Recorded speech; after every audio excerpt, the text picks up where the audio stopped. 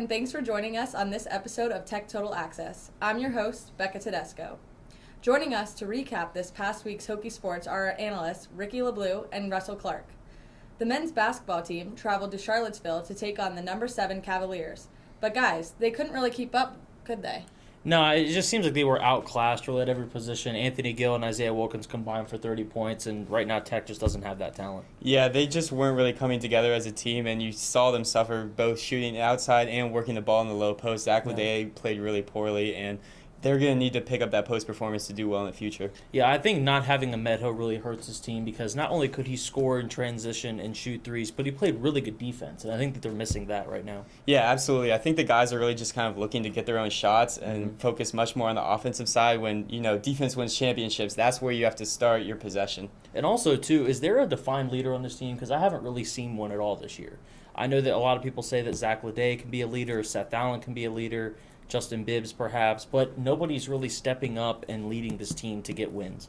Yeah, one of the positives I did see is that Justin Robinson and Chris Clark in his first game back both played really well, and that's good to see from freshmen playing in a big game like this. But yeah, someone needs to step up and really be that leader both on and off the court to pull this team together. Definitely. The Hokies then had an 8-day break before heading to Florida to play number 11 Miami. Then 3 days later, they matched up against Florida State at home. We'll have more on those games next week. The women's basketball team is now 15-10 after a 59-48 loss to Pittsburgh. What do you guys think was their biggest challenge in this game? Shooting, and it seems like it's that way in every game. They always struggle from the field. They shot like 35% from the floor this game, 1 of 14 from 3. You're not going to win games in a Dennis Wolf system when you're shooting 1 of 14 from beyond the arc. Yeah, absolutely. And for Hannah Young, who's a really good three-point shooter, she only shot 1 of 7. And that was the team's only make. Like you said, they shot 7% from 3. That's just not going to get it done. And also, too, I found it interesting that Wolf decided to bring Vanessa Panousis and Reagan McGarity off the bench, which are 2 stalwarts in this lineup, 2 of the better players, I think, but it seems like everybody's just cold right now, and they're trying to find somebody who can get the ball in the basket. Yeah, Panousis did not have her usual strong game. Sydney Cook played well from the guard position. She had 17 points, but yeah, I would expect Panousis to play a bigger role in every single game. Well, it seems like the problem is that she just can't get open. I mean, she's shooting contested threes all the time. They can't get her open. She's not running off screens. They can't get her open off the ball. It's just, it's not looking good right now offensively for the Hokies. Yeah, getting good shots and then making those shots is definitely going to be detrimental to their success. Yeah. For sure.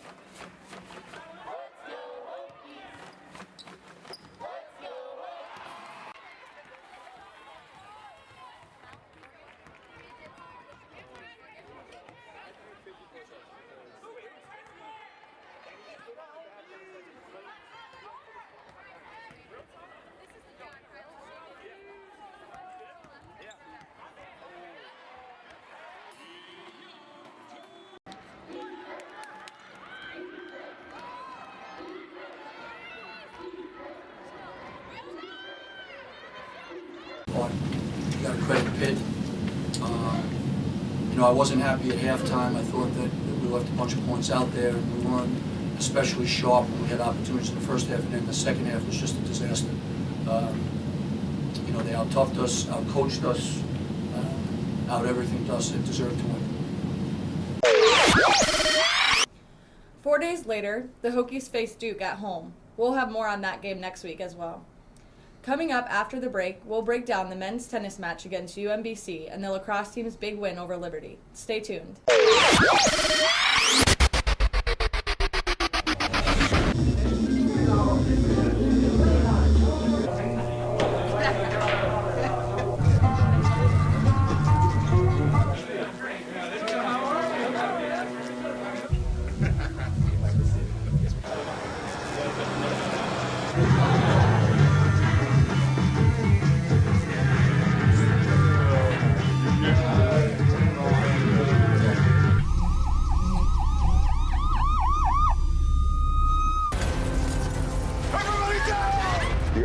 you see in movies are one thing, but real life is a completely different animal. Just because you can't predict an earthquake doesn't mean that you can't prepare for one.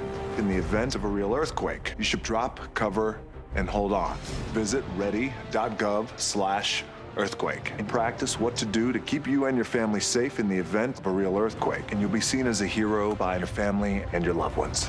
Visit ready.gov/earthquake today.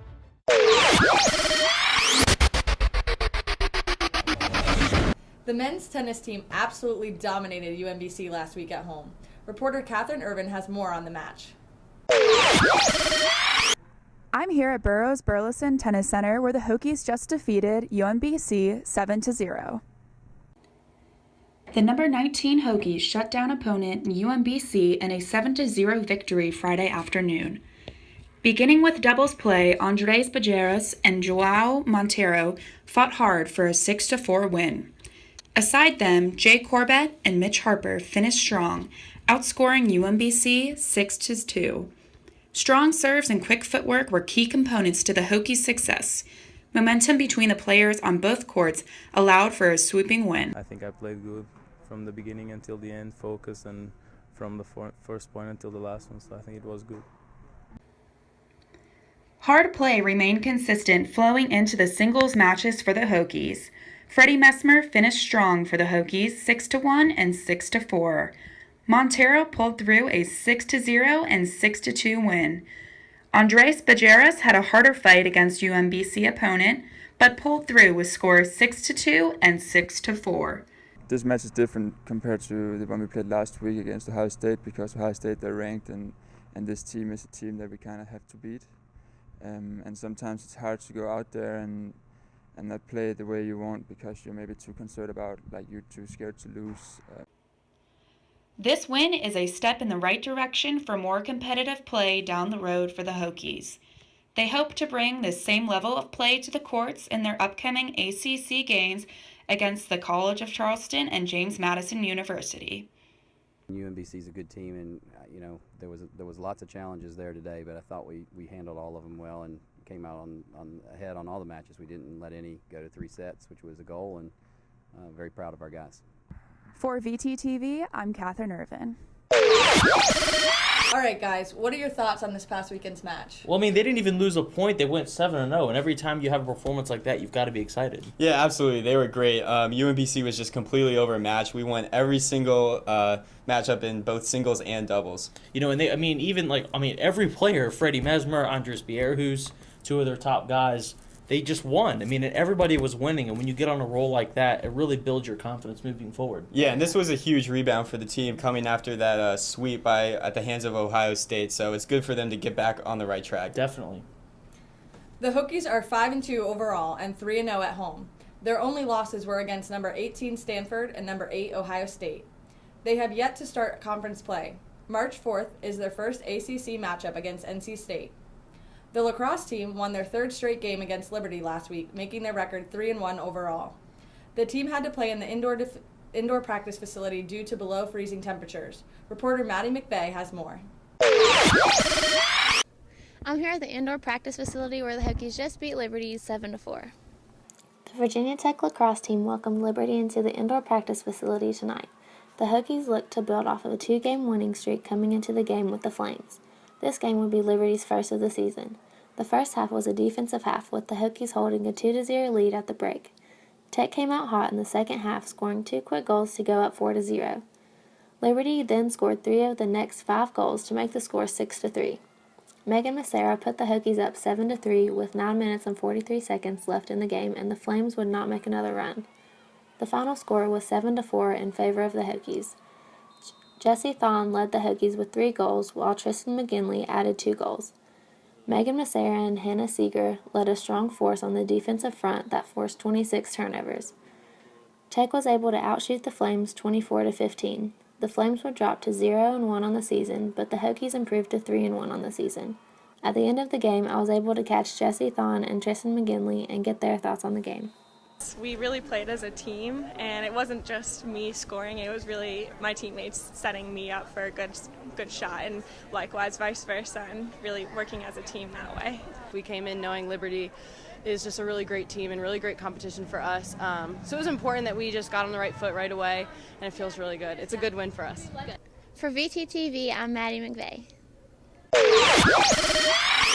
The Hokies' next home game was against High Point. We'll have more on that game next week. Coming up after the break, we'll talk about the wrestling team's success and the softball team's start to the season. Stay tuned.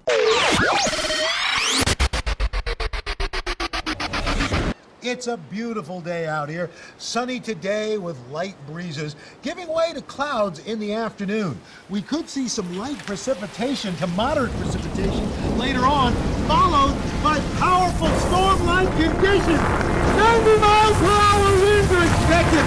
Authorities are asking everyone, stay indoors. Come on, that's it. Let's go.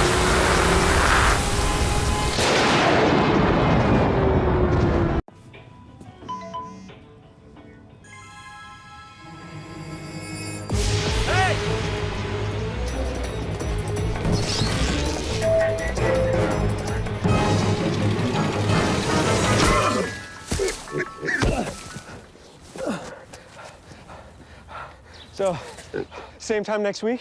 Well, of course. Put away a few bucks, feel like $1 million. For free tips to help you save, go to Feed the Pig. The wrestling team is near perfect this season with only 2 losses in total. Those losses were to number 2 Penn State and number 18 Iowa State respectively. Their 15 wins, however, have earned them a 5th place ranking. Recently, they swept the ACC with their big wins over Duke and number 3 NC State, giving them a perfect 5-0 conference record and the top spot in the ACC. Guys, what do you think about the wrestling team this season? I'm really happy that Coach Dresser's been able to build a quality program year after year. It seems like even though if they lose a couple guys, they've always got people coming up through the ranks, and they're always a top 15 team. Yeah, absolutely. I'm not surprised about their success this year at all, and neither are the rest of Hokie fans because this is kind of what we've come to expect from this team. They've been really solid year after year. And also, in this 8-match win streak, they have 5 ranked wins. That's incredible. I mean, they're putting up win after win after win. They've got solid performances in all of the weight classes with guys like Ty Walls, Joey Dance, 2 of their better wrestlers. I mean, they look poised to make some noise at the NCAAs this year. Yeah, and in the ACC tournament, they're looking strong heading into this tourney because this conference is pretty weak in wrestling, and other than NC State, who they just beat, there really isn't much competition, so I think they'll do really well. I think that win, too, also gives them a lot of confidence moving forward. Remember last year when they lost to Penn State? I think that kind of made them think maybe we're not elite. But then again, when you get a win over NC State, who's top 5, I think that really gives you a boost. For sure. The Hokies will head to Ann Arbor, Michigan to compete in the National Duels Meet against number 8 Michigan. They will then travel to Charlottesville for the ACC Championship meet on March 6th. The softball team had a difficult start to their season last weekend with their first tournament in Tampa, Florida. The Hokies faced 5 teams: South Florida, South Carolina, Illinois State, number 2 Michigan, and number 1 Florida. The Hokies only came away with 1 win against South Florida, winning 6-3. What did you guys think about the softball team's performance in this tournament? Well, I was very disappointed. I mean, they're really talented, and I understand that they're not in the top 25, but they get a girl back in Chelsea Whitcomb who a lot of people told me was supposed to be really good. She was one of the best recruits in the nation that they picked up. She missed last year due to an injury, and she really struggled this weekend. Yeah, and it's easy to make the excuse that they played the number 2 and number 1 teams in the country, but still, over those 4 losses, they only scored 6 points, and 2 of those games were shutouts. So they're just going to have to put up more points if they want to compete. Also, I'm wondering if they're going to be able to replace people like Bailey Little and Lauren Gaskell, who were stalwarts in that lineup, especially Lauren Gaskell. She provided a lot of production in that lineup. I just don't know if they're going to be able to do it. You know, this team relied on their pitching last year with Maggie Tyler, Kelly Hines, Michaela Aiken. Both Maggie and Michaela struggled this weekend. Yeah, absolutely, and they're going to have to find where that excellent pitching is going to come from before they start ACC play. I mean, the talent is definitely there, but they're going to have to perform better. Yeah, they will. The Hokies will head back to Florida, this time in Tallahassee, for their next tournament, the ACC Big Ten Challenge, where they will face Michigan 2 more times. They will also play Minnesota twice. All right, that's all we have for you on this episode of Tech Total Access. Be sure to tune in next week for more hard-hitting sports action. And as always, Go Hokies!